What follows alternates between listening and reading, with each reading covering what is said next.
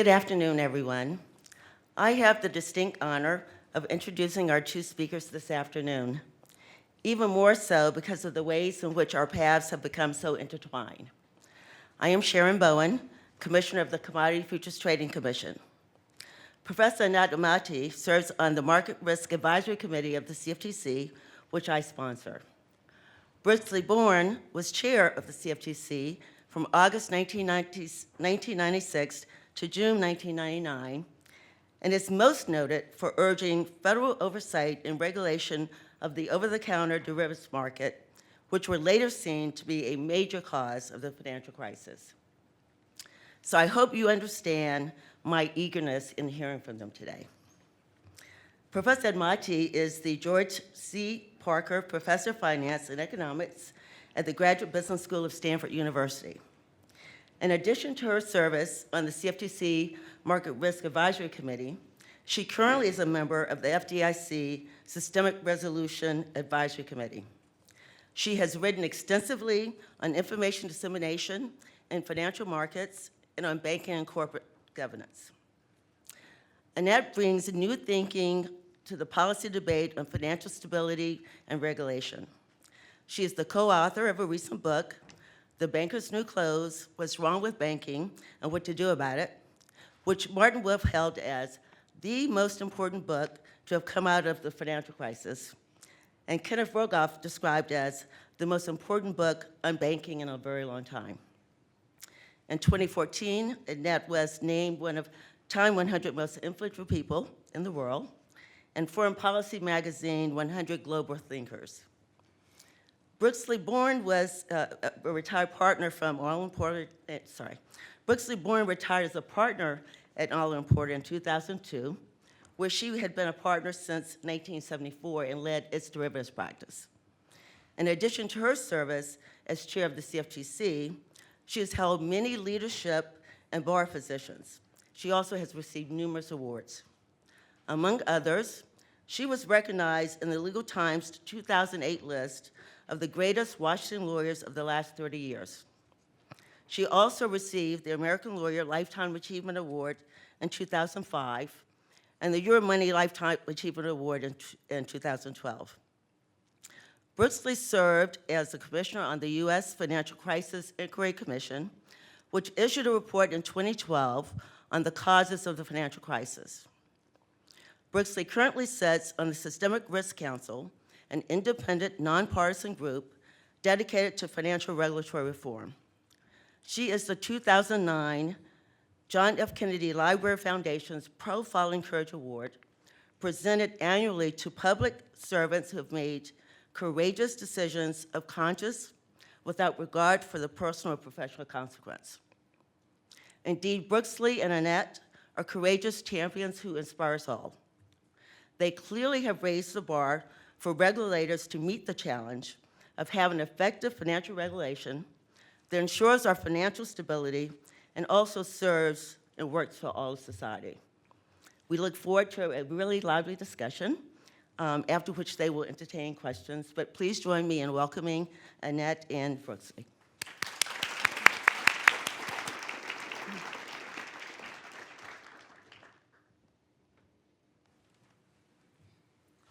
Sharon, thank you so much for that nice introduction. I'm particularly delighted to participate in this INET conference on finance and society because some of the other participants are women who have made a real difference in the oversight and regulation of the financial sector, which, as we all know, is still male-dominated. They've faced and overcome special challenges in their careers, and their achievements are especially notable. A major issue facing this country today is whether we can structure a regulatory regime for our modern financial markets that adequately protects the financial system, the economy, and the American people. Enactment of the Dodd-Frank Act in 2010 was certainly a good first step toward doing so, and the most significant regulatory reform of the finance sector since the Great Depression. However, despite the passage of almost 5 years, the jury is still out on whether Dodd-Frank will be fully implemented and rigorously enforced.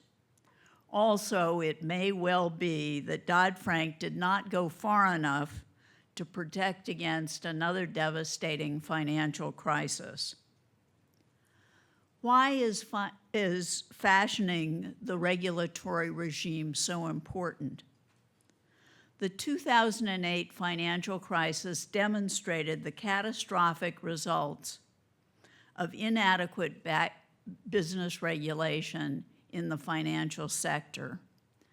As documented in its report, the Financial Crisis Inquiry Commission, on which I served, found that decades of deregulation and failure to regulate newly emerging financial markets, firms, and products led to a financial system that was extremely fragile and vulnerable to a full-blown crisis when the U.S. housing market bubble collapsed in 2007 and 2008.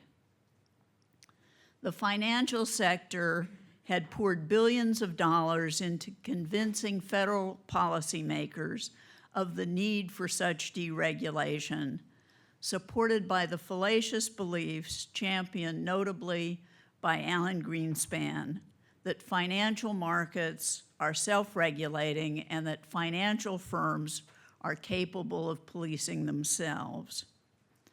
As found by the FCIC, the resulting failures in financial regulation and supervision, along with failures of corporate governance and risk management among our major financial firms, were the prime causes of the crisis. I'm concerned that the political and financial power of our largest financial institutions continues to be an obstacle to effective regulatory reform. Some of these firms are larger and control more resources than ever because of mergers and concentration resulting from the crisis. The financial sector continues to be the largest source of federal campaign contributions and reportedly fielded 5 lobbyists per member of Congress during the Dodd-Frank deliberations. As Senator Dick Durbin of Illinois said at the time, the banks are still the most powerful lobby on Capitol Hill, and they frankly own the place. They use their political power to weaken, eliminate, or create exemptions to many of the provisions of Dodd-Frank. The esoteric and complex nature of the markets, products, and institutions makes it difficult for policymakers and the public to fully appreciate and understand the need for and likely impact and implications of various types of regulation. And of course, the financial sector's officials, lobbyists, lawyers, economists, accountants, and public relations firms dominate the discussion of these issues.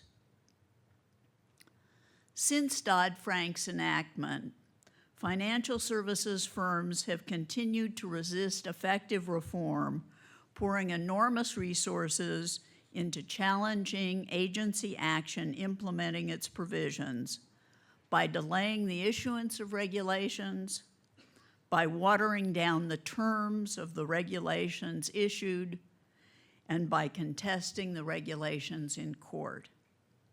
It's no wonder that after 5 years, some important regulations under the Act have not yet been adopted, let alone implemented and enforced. And the statute itself may be in danger. In December, one or more of our largest banks used political power to get Congress to adopt a repeal of the derivatives push-out provision of the Act, a provision designed to protect against risky derivatives transactions by banks with government-insured deposits. Many fear that this is a first step in a broad-based industry effort to repeal important provisions of the Act. The power and influence of the financial sector threatens a continuation of the regulatory capture that contributed to the financial crisis. Financial firms too often have significant say in the appointment of high federal regulatory officials.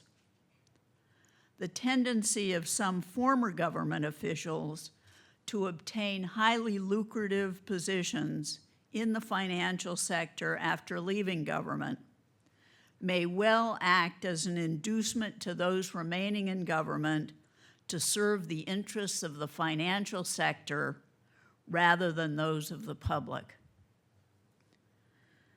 Moreover, financial sector pressure has restricted the amount of appropriations for agencies like the SEC and the CFTC, and thus limited those agencies' ability to exercise their new regulatory powers. There has been little accountability imposed on the firms, their executives, and their boards of directors in the wake of the financial crisis. The crisis was caused in large part by reckless behavior and significant failures in corporate governance by our largest financial institutions. A number of them were bailed out with government funds with limited repercussions for their management. The crisis also involved what may have been the most pervasive investor fraud in history. In the sale of mortgage-backed securities and collateralized debt obligations without adequate disclosure of the poor quality of the underlying mortgages. While civil penalties have been imposed on some firms, there have been virtually no criminal prosecutions of institutions, and responsible officers and employees have faced few prosecutions or civil penalties. Investors, homeowners, and taxpayers have been left to bear the major brunt of the financial crisis. It's clear that the problems in the financial sector are not behind us. Since the enactment of Dodd-Frank, we've seen many egregious examples of fraud, manipulation, and other illegal and reckless behavior on the part of financial institutions. They've been involved in significant price manipulations of interest rates and foreign exchange markets. We've recently learned of allegations that high-frequency trading in S&P futures was used to manipulate the securities markets during the 2010 flash crash. Large financial institutions have been involved in significant cases of currency fraud and aiding money lending and money laundering and tax evasion. With respect to derivatives trading, JP Morgan lost $6 billion through speculative trading of the London whale, and both MF Global and Peregrine Financial went bankrupt after allegedly engaging in misappropriation of customer funds. In light of all this, we must ask ourselves whether the financial and political power of our largest financial firms poses a threat to our policymaking on financial regulation and seriously undercuts the administration of justice. In my view, these institutions continue to be too big and too interconnected to be allowed to fail without serious repercussions for the financial system and the economy as a whole, despite provisions of the Dodd-Frank Act meant to alleviate this problem. They are also arguably too large and complex to be susceptible to meaningful management, supervision, or regulation. Let me comment briefly on the current state of regulation of the over-the-counter or OTC derivatives market. Dodd-Frank gave the Commodity Futures Trading Commission an enormous new responsibility to impose regulation on this previously unregulated market, which was a significant cause of the financial crisis and which is currently estimated to be $400 trillion in notional amount in the United States and almost $700 trillion globally. It's actually larger than it was at the time of the financial crisis. The CFTC has performed a Herculean task in finalizing more than 50 new rules required by the Act.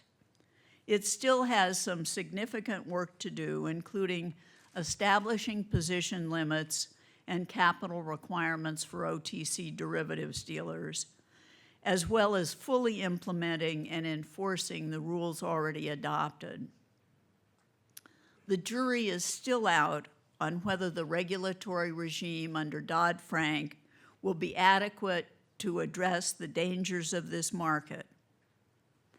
This market contributed to the financial crisis by helping to fuel the housing bubble and then by amplifying and spreading the losses when the bubble collapsed. The Act provides for centralized clearing by regulated clearing operations, thus reducing counterparty credit risks such as that caused by AIG's threatened default during the financial crisis. It also provides for trading of cleared derivatives on regulated exchanges or swap execution facilities, which should provide essential price discovery and government oversight for fraud and manipulation. However, because Dodd-Frank expressly provides for some significant exemptions from clearing and exchange trading, a substantial portion of the market will likely remain over-the-counter. For example, under the authority given by the Act, the Secretary of the Treasury exempted foreign exchange swaps from the Dodd-Frank Act's requirements. As I noted earlier, since that exemption was adopted, there have been revelations of massive price manipulation and fraud in that market. In addition, swaps transactions by commercial entities for hedging purposes are expressly exempt from clearing and exchange trading, and indeed such entities will not even be required to post margin on their uncleared transactions. So a significant portion of the U.S. market will not have the very important protections of central clearing, exchange trading, and margin requirements. New rules under Dodd-Frank governing this remaining OTC, or over-the-counter market, are intended to reduce its risks. OTC derivatives dealers will have to meet minimum capital and collateral requirements and will be subject to business conduct rules. Swap data repositories will facilitate transparency and government surveillance, and the Act forbids fraud, manipulation, and excessive speculation. Whether the continuing OTC market will be adequately regulated under this new regime remains to be seen. The OTC derivatives market is a truly global market, and many of the firms involved in the market have worldwide operations. While there's been international consensus that central clearing and exchange trading are essential to protect the financial system, most other countries have not yet adopted laws implementing these requirements. It's essential for the U.S. to work closely with other sovereign states to ensure the cooperation, coordination, and harmonization needed for effective oversight of this global market. While the task is not easy, it's imperative that we keep working on improving and implementing our regulatory regime. We must muster the political will to do so in order to try to mitigate the impact of future financial crises. The American public deserves no less. Thank you very much.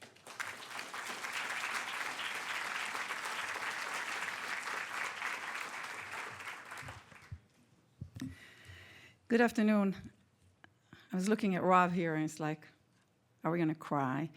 I'm really thrilled to be here. This conference has been in the making, in the thinking, for about 2 years.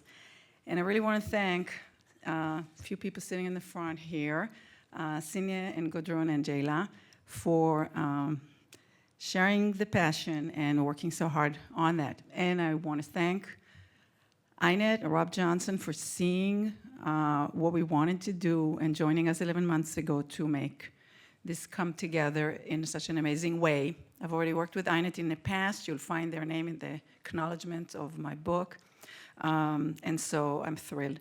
I also want to thank, and the symbol is right there, my institution, the small sponsors that came in to just express their support for what we're doing, and the amazing speakers that we had today, and you for engaging. Before the financial crisis, I was a finance academic at Stanford only, and doing research on financial markets, financial contracts, most recently on governance. I taught a course that was just mostly finance for future managers, for future entrepreneurs. Before starting to talk about the details of how you do valuations of bonds and stocks and derivatives, I told my students every time that, and then just that the financial system is really useful for the economy, for society, because it helps move money around, because it helps us allocate resources, manage risks, invest in things. It's a wonderful thing. Let's figure out how to do the math. My life changed in 2008. I still do the research that I used to do before, but I do a lot of other things now and interact with many more people from other disciplines. My teaching is also not in the silo of finance.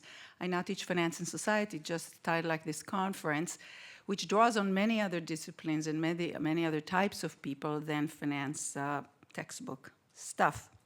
What changed my life was seeing bad science and flawed claims winning policy debates. Innocent people, powerless and often ignorant of the issues, are harmed by bad policies. I thought at least the academics and the policymakers will really want to engage on these issues so we can get the policy right. But I was wrong. People don't want to engage when what you say challenges their views or their actions. They may ignore and evade. I've witnessed not only blind spots, but what Margaret Heffernan talks about, willful blindness. I needed to step out of my silo and question my assumptions so I can understand better what was going on. I urge you to do the same. It's impossible to understand finance and society from any one silo. We started today talking about psychology and sociology, and you need all these things, and politics, and I'm going to talk about that. So I'm going to pick up a lot of themes. My speech was prepared before. They were already said, so in teaching we say we should review things, so we will do that. But I'll add a few other points. I think I have a few more extra things to say.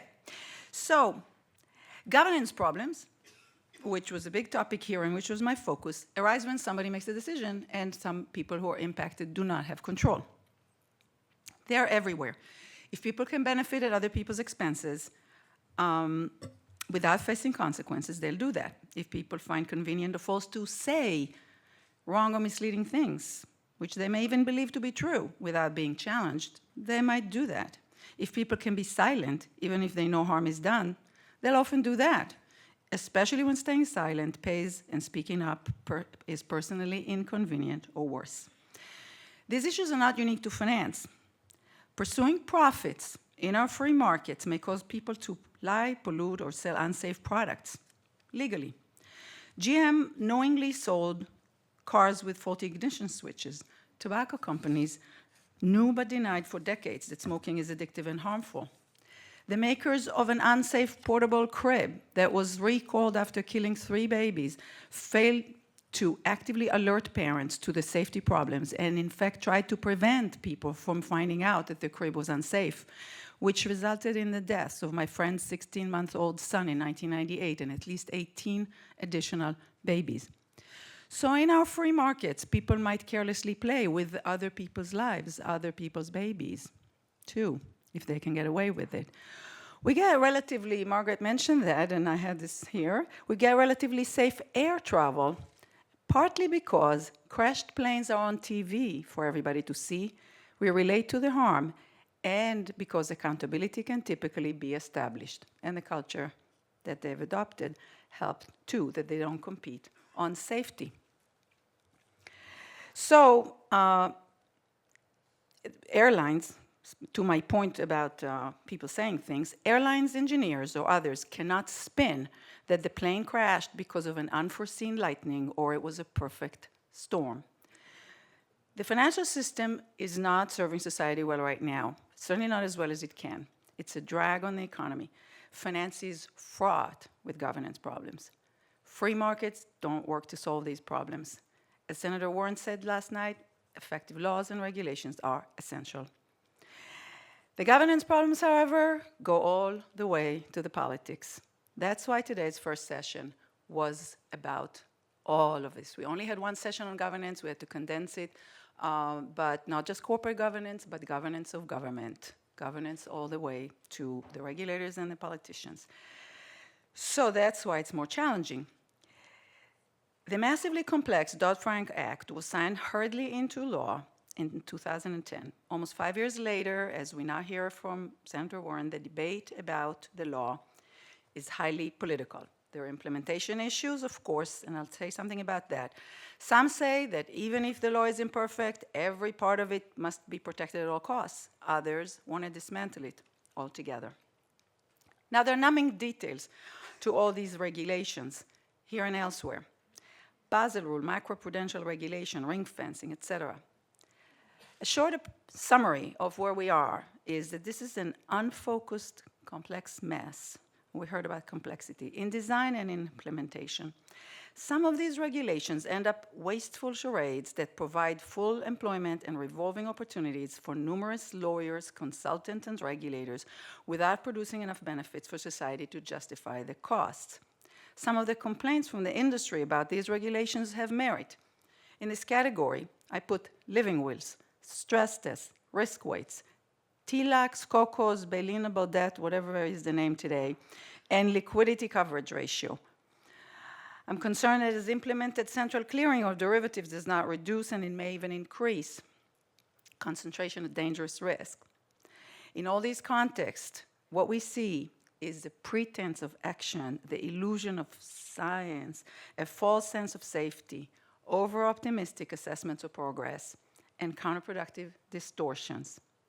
Lost in this mess are simpler, more straightforward regulations that would counter the incentives for recklessness and bring enormous benefits to society by making the system safer and healthier, reducing unnecessary, unproductive risk that's a key source of system fragility and many distortions. I don't think trying to reinstate Glass-Steagall should be a top priority, even if it may have some merit, so I disagree with Senator Warren on that.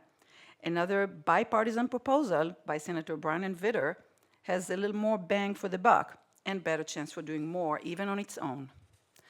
Among what's most wrong with the financial system, and most essential to correct, is that there is too much opacity and hidden risk and too much reliance on debt funding. There's no justification for this situation, huge benefit for society for changing it.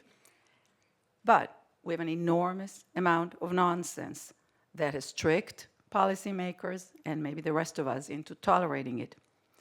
After 6 years of discussing these issues with many and writing to explain, I'm disappointed to see that so much nonsense continues to be uttered and to impact this debate, that it might take another crisis or more, maybe never, to make progress.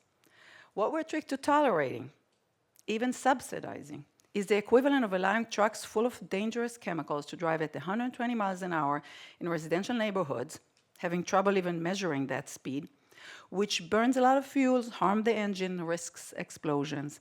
We then rush to do whatever it takes to fix the trucks should they implode and cause great harm, since they deliver essential fuel we can't live without. We may even give the drivers, who are safely ejected, jobs in the policemen during their repairs. Lower speed limits, we're told, will harm growth, or send the deliveries into shadow tracking system right around the corner that we for some reason can't send the cops to patrol. Making the system more transparent and dramatically reducing the reliance on debt would be highly beneficial. All claims against this approach are nonsense, spin, and flawed excuses. Among the benefits, it will improve, stabilize, and correct distortions credit markets that we discussed. It would reduce the incidence and intensity of booms and bust cycle and costly crises and recession. It will make the governance problem more contained and manageable, more similar to that of other corporations. And tying back to Senia's opening remarks and to the discussion of central banking in the last session, it will help central bankers transmit their policies to the rest of the economy. A sick financial system can't do the job. There are many challenges in the details of the regulation, especially around measurement issues, but we can and must meet those challenges. Frustratingly, regulators are spending enormous resources on all these more complicated and less cost-effective efforts and neglect the best bargains in regulation. In fact, another bonus of taking strong actions to reduce opacity and reliance on debt would be to make these more complex other measures discussed above, these LCR, TLACs, living wills, less relevant, less important, less costly. We also make life harder for ourselves by keeping counterproductive laws that create more of a conflict between what's good for those in the financial firms and what's good for the rest of us. They include, as Senator Warren mentioned, a bad tax code that perversely encourages the use of debt and punishes equity funding for corporations, also sometimes for individuals too. And our bankruptcy code gives special superior status to counterparties of certain financial contracts, repos, and derivatives, perversely enabling and rewarding reckless practices. These laws are not in the Bible or the constitutions. They can be changed. Why all this nonsense and bad policy? Well, harm from finance, unlike from airplanes, is very abstract and very spread out. Connecting the harm to individual wrongdoing or recklessness is hard to establish, and courts might work for fraud, but you can't take somebody to court for designing bad regulation. Second, the jargon of finance is impenetrable. We got this in the first session. Those in and around the industry, and often the regulators too, want to make it sound really complicated, which helps dismiss and evade. Third, everyone, especially politicians, loves credit and wants to tell financial institutions where to put their money and stay on good terms with the rich people who run them. Finance is about money and power. Money and power can corrupt. So unlike the airline industry, in finance, it's possible to harm and endanger, to spin narratives and cover up the harm, to be willfully blind without any accountability. The Department of Justice and the SEC must do their work, but they cannot deal with nonsense and capture. So the biggest challenge in regulation is political. The details hardly matter if there's no political will. Politicians, unfortunately, put other objectives ahead of having a stable and healthy financial system. Ordinary people, meanwhile, may not be aware of what's going on or get confused by the spin. Not enough people understand why regulation is essential and what regulation makes sense. So what can we do? Margaret was talking about not giving financial incentives to anybody, and so I agree that regulators should be people who want and find it exciting to regulate financial system, but maybe giving them more money might prevent them from revolving. I know of one regulator who almost was here today, who is literally cannot afford to be a regulator and must leave his job, even though he does a fantastic job of it. Maybe we need to recruit regulators who no longer want to go back to the industry, people who've left the industry. That would be kind of a one-way street. They know where their bodies lie, and maybe they are less motivated to revolve again. So interview for that. And of course, very easily change campaign financing laws. So just by the way. Now, I have to say, there are amazing people involved in the effort for financial reform, and we have seen a number of them today, so I won't take time to do this, to talk about this. I'm sitting with one of them here who's done her part, and we've seen a few others here. We were lucky to hear from a number of them today. In the audience is one of my heroes who was not on the stage today, Tom Honig from FDIC. He is a hero and should be your hero. Unfortunately, there are too few of them. We must thank them. Goldman CEO was wrong when he said banking is God's work. Creating and enforcing good financial regulation is God's work. The forces on the other side, we already had that today, I had it here, are depressingly powerful, and it would be very tempting and discouraged to get discouraged and give up. And those of us who are not regulators or policymakers must do what we can to help. We must engage. We must question our own assumption and other people's. We must applaud progress. We must protest setbacks. We must challenge the narrative and expose the nonsense. Badly regulated financial systems and counterproductive laws do great harm to society, and the spin allows them to persist. Thank you.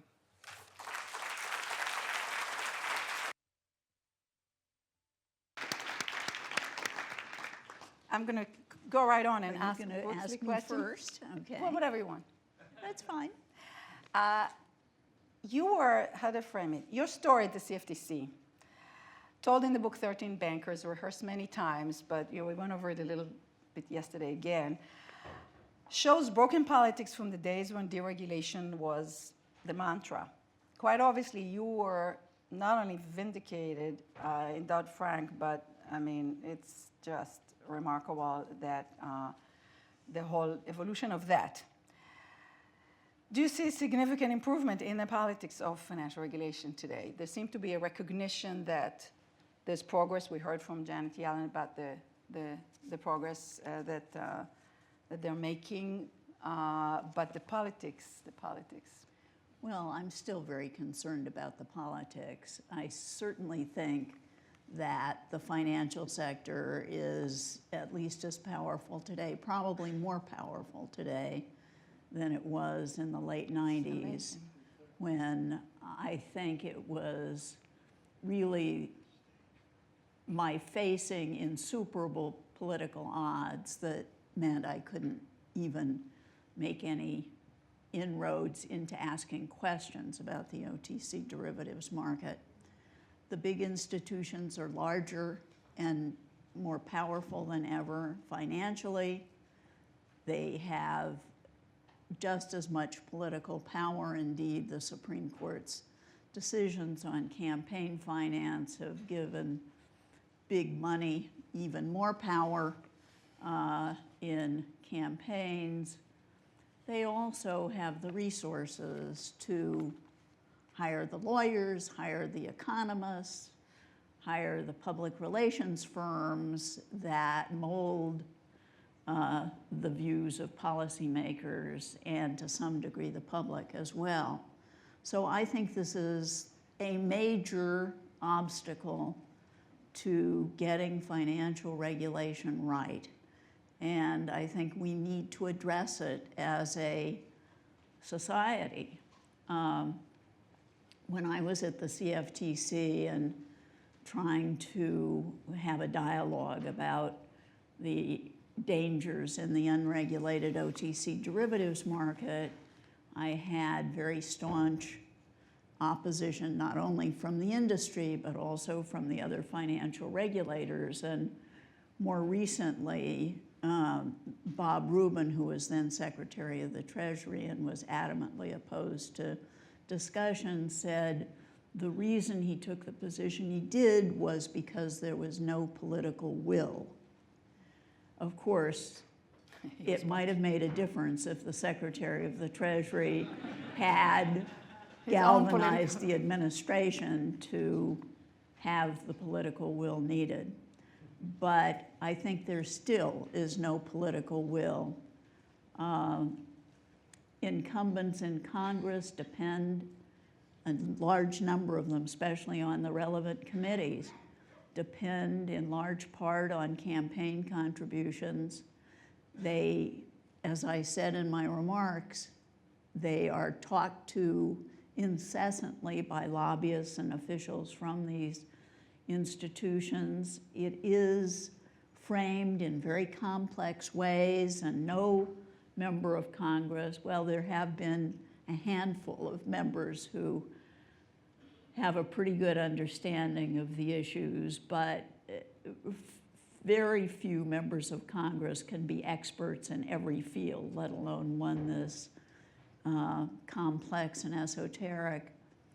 And so they listen to the Jamie Dimons and Lloyd Blankfeins of the world, as well as to the Alan Greenspans of the world. And we have a very difficult problem. I have come to the conclusion that we can't start to deal with the issue unless or until our biggest financial institutions are considerably cut down in size, which I hope the process that's been started through Dodd-Frank of increased capital requirements, increased leverage standards, and living wills is leading toward. There have been a lot of proposals recently about limiting asset values, asset amounts, or liability amounts of these institutions. I think it would be a good first step if we asked them to fragment themselves into more manageable, supervisorable, regulatable entities that had less incentive to dominate and our policy making, and more incentive to go out and be competitive business entities. Yes. Let me ask you a question now. You suggested as one step, and it would be wonderful, I have to admit, toward reducing political power, to reform campaign finance. Let me ask you how we do this in light of the fact that the Supreme Court decisions seem to indicate that political speech is protected by the First Amendment, and that includes campaign spending.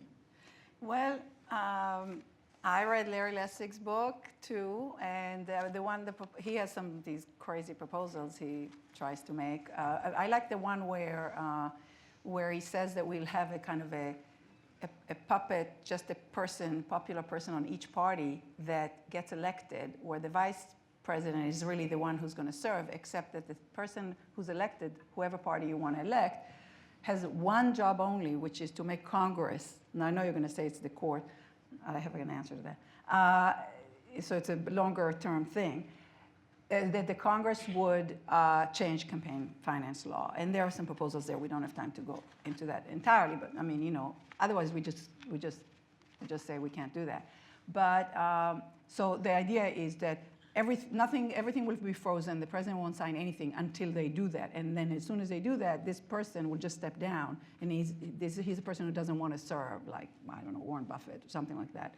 And then the vice president will have another vice president, and they'll step in. So that was basically kind of how to get a bipartisan thing, because you can't get it from Congress, even though there were some attempts. And of course, then about the Supreme Court, well, things can change, one can hope. I mean, there is a lot of noise about how wrong Citizen United decision is, and so you get a different collection of judges and or justices, and who knows. So That's kind of the long-term solution. I know. Let's be healthy. Other questions? Should I ask you? Yes. So, what do you think about? This came up already here about regulatory structure. This came up, and Volcker has now a new suggestions to sort of, consolidate. So, this it came up in the first session, Kara, et cetera, about our splintered. I mean, OTS, Office of Third Supervision, of course, the worst of them. But then should as Sheila Baer says, OCC we should have gotten rid of it at the same time, or what to do? I mean, the UK has it differently, Switzerland has it differently, different countries have it differently. Well, our fragmented regulatory structure is really, I think, a result of history. Whenever an issue came up that seemed to be a problem, we created an entity to take care of it. It's also a result of our being a federation of 50 states, so that we have state regulation of banking as well as federal regulation of banking. There are disadvantages. I think however, they can be overcome by a number of steps. One is cooperation among the regulators, trust among the regulators, willingness to share information and cooperate among the regulators is critically important. And I hope that FSOC is a significant step in that direction. The President's Working Group on Financial Markets, which existed when I was in office, did play that role a bit, but it really wasn't as effective as I hope FSOC is. I think it's terribly important not to have a structure where an entity can choose its regulator. We saw during the run-up to the financial crisis really regulatory arbitrage domestically by primarily banking institutions who were able to choose one of a variety of regulators.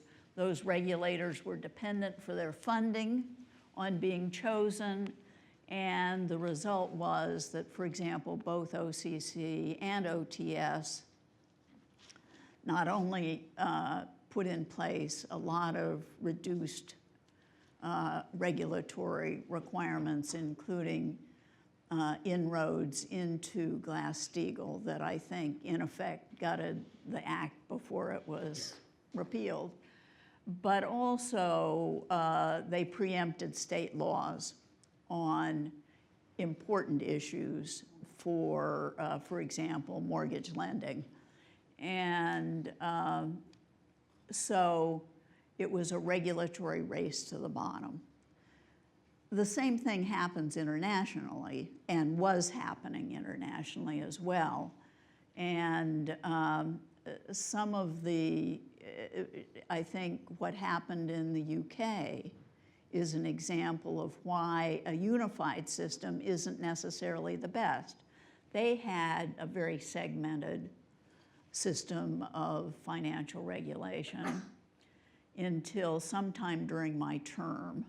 I was able to work very well with the Securities and Commodities regulator there, and we were making great progress in terms of harmonizing rules, recognizing weaknesses in the rules, when they decided to unify everything into the Financial Services Authority, I think it was called, and suddenly it became obvious that FSA felt its major role was to be a cheerleader for the city.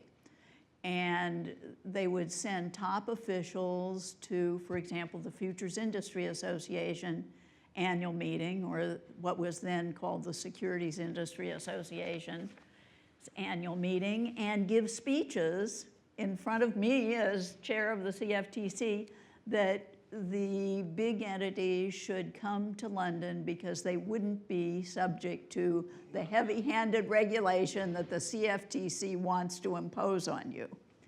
That was very destructive, and indeed in the over-the-counter derivatives debate in 1998, one of the threats of the over-the-counter derivatives dealers, who happened to be our 14 or 15 biggest investment banks and bank holding companies, was that they would go to the city, they would go to London with the derivatives market if we had a discussion in this country about whether there was any need for transparency or regulation of the market.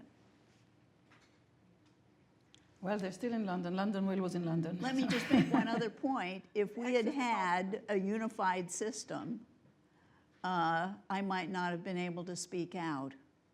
If, for example, I think independence of regulators is really critically important, independence from the political structure, independence from Congress in terms of ideally the financing, not having to go through the appropriations process, but also independence from the administration, which is essentially a political entity. If the CFTC had been part of Treasury like OCC is, I would not have been able to say anything. I would have resigned, but I never would have said anything because I took my marching orders, if I had been there, from the Treasury Secretary and the President.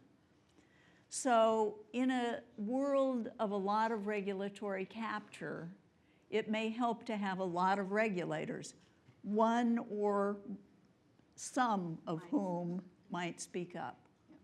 No, but the funding is an issue because there's all these things that SEC and CFTC, which depend on Congress for funding, need to do, but if Congress doesn't like what they want to do, they can cut their funding. And they're very underfunded in terms of their responsibilities. The CFTC has had added to its responsibilities overseeing a $400 trillion in notional amount market that's never been regulated. And implementing a whole new system of oversight that is, I don't know, something like 10 times the size of the futures and options markets that they traditionally have overseen, and they have hardly more employees now than I did in 1999. Amazing. That's remarkable. It really is. You have another question So for may me? I ask you Yes. something else?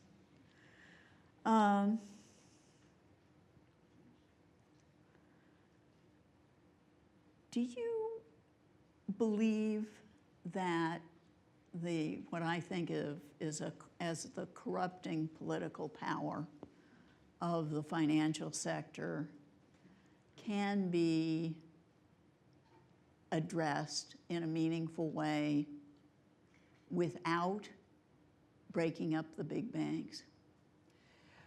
My approach to this when people say break up, the question is who does the breaking?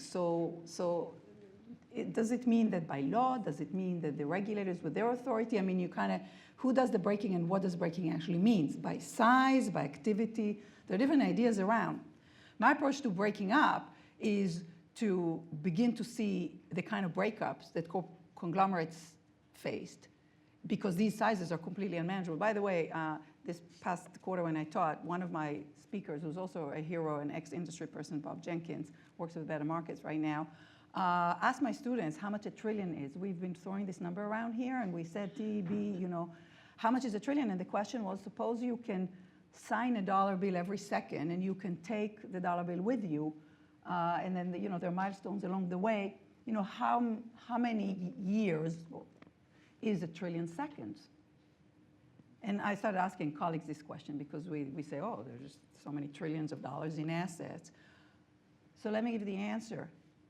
a trillion seconds is about 28,000 years nonstop. That's a trillion seconds. That's a lot. That's a lot. So balance sheet. So if you look at Forbes 100 largest companies by asset size, almost all of them are financial institutions. A few are kind of oil, like Shell, and probably they're smaller now. But it's remarkable by asset size. So these are the assets they need to manage, mostly with depositors' money and other debt money. They're unreal sizes. Why don't other corporations get so big in the economy with no regulation of any sort? Why don't other corporations be so leveraged without any regulation? If it's expensive to fund with equity, why is there so much retained earnings and equity funding in this world? These questions are not asked. You think you're in the bubble of banking, you make it all up. That doesn't make any sense. First and foremost, the approach should be, if you tell me that you want to live in markets, then let's see a few markers of markets that markets are told elsewhere that you should live by. Margin requirements of markets, leverage, minimal in markets. Not 100% equity because you have deposits, but 20, 30 seems minimal, so why not? Especially if you harm people with your distress or default. And similarly, you'll know that you're getting there when it's the equity investors that start saying, you don't have a business model. You don't have a business model, you're too opaque, I can't understand your disclosures, which investors are saying. I can't understand your disclosures, I don't know the risk. I have to bear the downside and the fines and everything that you do. I'm not gonna pay very much for your equity. If they come to markets and they cannot raise equity, we have to wonder about the business. Maybe they're zombies.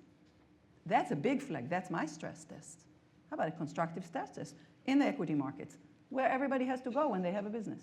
If people have a business in this economy, in the rest of the economy, in the real economy, they have to find investors to give them money.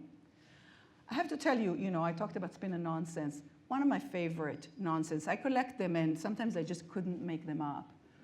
And I really couldn't. I mean, it's not in the book because whenever we write sort of fallacies and things, we just can't finish because there's always more to kind of debunk.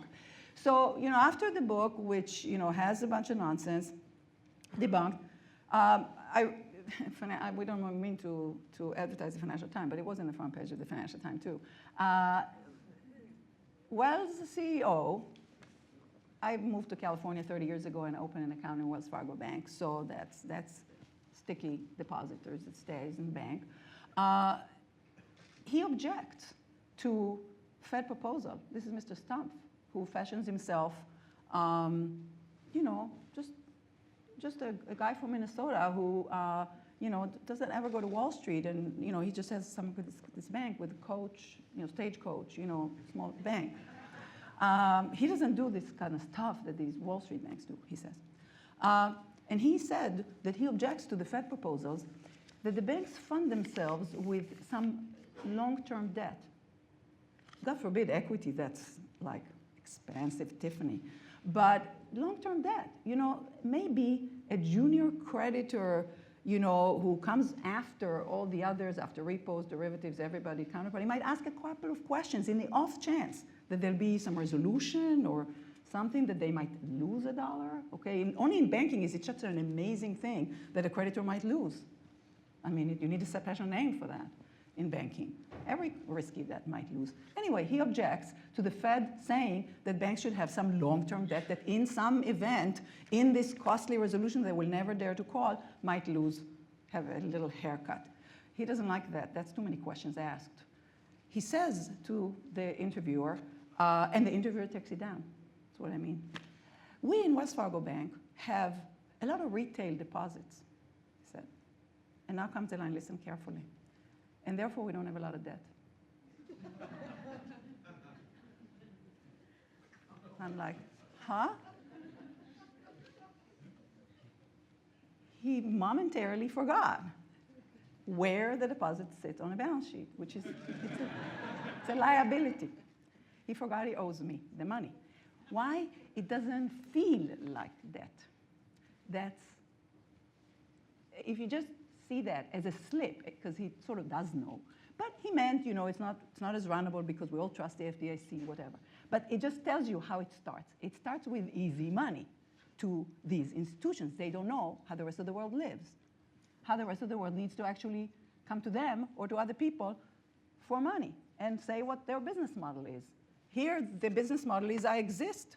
I'm so sorry, but we've run out of time, and I really apologize to the audience. We didn't Oh my God, that's take any time for questions and answers. I would have loved to do that. So sorry. Oh, sorry. Thank you all.